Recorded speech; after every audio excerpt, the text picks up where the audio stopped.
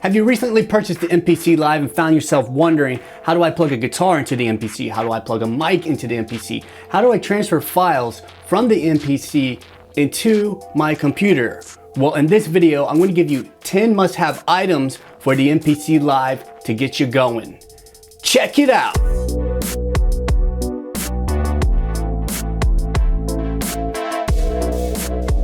What's up? My name is Matthew Stratton, and my mission here on this channel is to help you start and continue to create music. And I do setup videos, gear guides, tutorials on how to make music. So if you're into that kind of thing, consider subscribing and we can continue to grow together.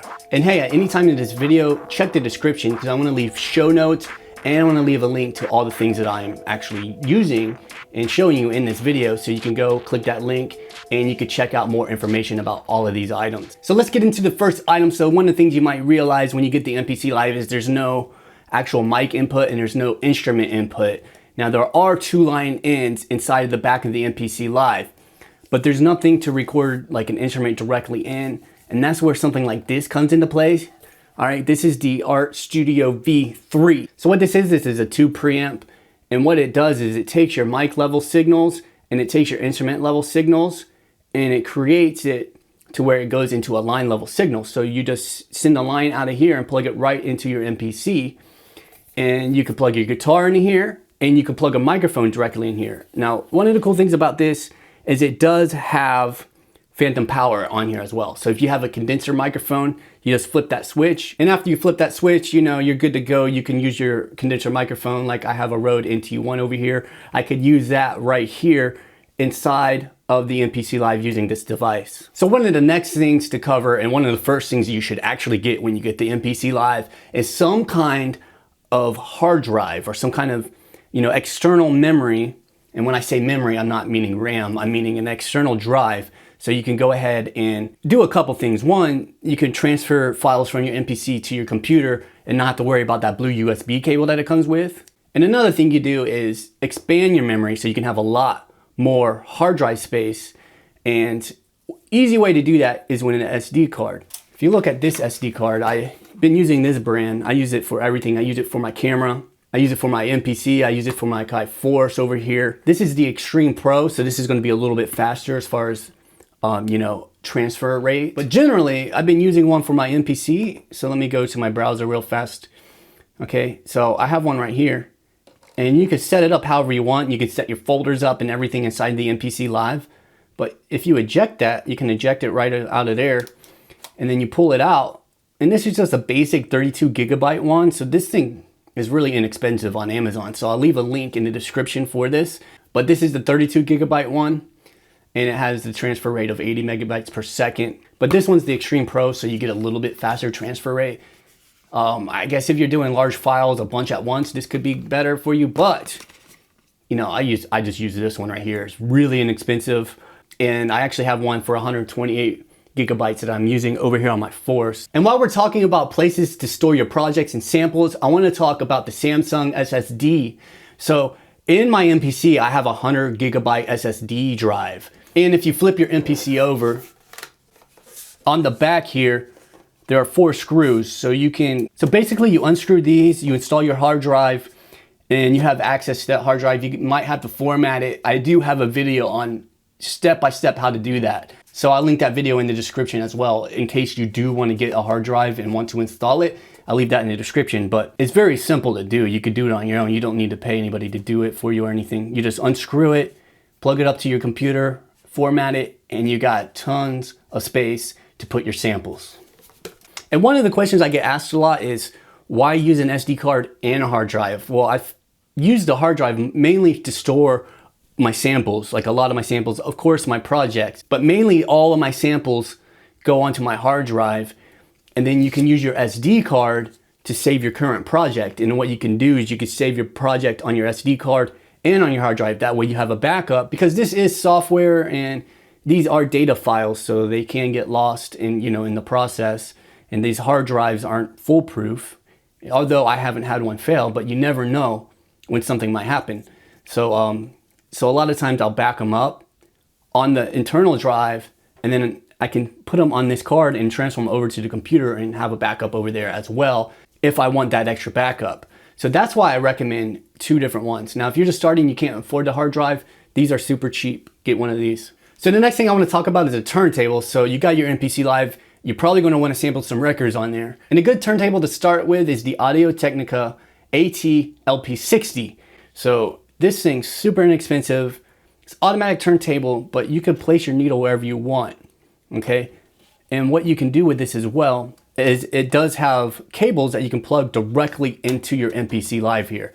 So on the back of the MPC, right here are your phono inputs, so you could plug this directly in here. Now, if you wanted to use your line level inputs, you could do that as well. You'll just need adapters to put on here, switch this on line, because this does have a built-in preamp, so you can use it line level.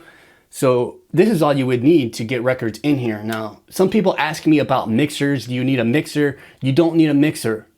All right, you have EQs and everything inside the MPC Live, so you can EQ your samples in the MPC. Now, if you have a mixer, you can use it. And if you like the sound of a certain mixer, you know, go ahead, by all means, use your mixer, but it is not an absolute necessity to get your samples into MPC Live. Hey, if you're finding value in this, remember to give this video a like. It really helps the channel, really helps this information get to other people who might need this information. The next thing I want to talk about are like studio monitors. Now, you can use your home stereo or whatever stereo you have. That's perfectly okay. You know, use whatever you have. But if you do want to upgrade, a good option might be your Rocket 5s. I have some KRK Rocket 5s over here they're pretty cheap right now because they just came out with a new version. So I have the previous version. So the previous version is a little bit cheaper now because the new ones are out. So those are a good option. Now, I do have some Yamaha 8-inch speakers. They're the Yamaha HS8s.